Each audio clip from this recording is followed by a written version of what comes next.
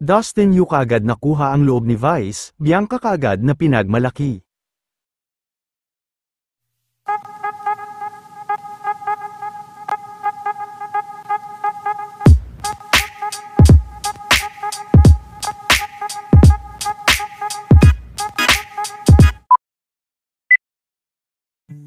Matapos nga lang ang naging ganap nila Dustin at Bianca kahapon sa kanilang guesting sa vlog ni Vice, ay maaga pa nga lang kanina, ay muli na nga na nagsama-sama, ang mga ex-housemates ni Kuya na kapuso para sa kanilang ginanap na MediaCon ngayong araw. Ilan din sa mga naging tanong sa kanila ay may kinalaman sa kanilang career. Nakaagaw pansin din ang naging sagot ni Dustin kanina na ipag-pray umano ang kanyang career at sana umano ay makayanan niya ito. Pag-pray niyo po ako. Maraming dumarating at sana kayanin ko.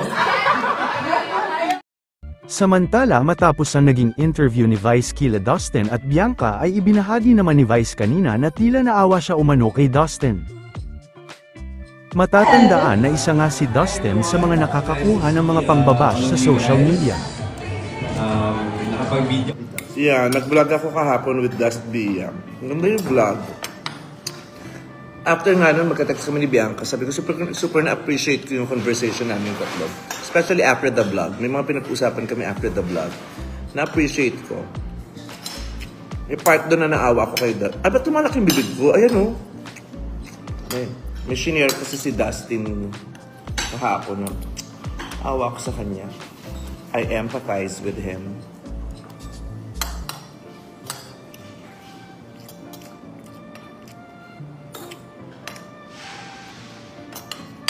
Hinangaan din si Dustin kung gaano ito ka-proud kay Bianca, ayon sa kanya ay isa sa pinakamalakas si Bianca sa loob ng bahay ni Kuya. Your bosses, JB, Miss Tracy, Miss Joy, Miss Annette, hello. And sa lahat na sumabaybay sa journey ko sa loob ng bahay ni Kuya, maraming salamat. And I'm excited for what's today. Yeah, thank you so much. Thank you also, Dustin. Okay, eto na.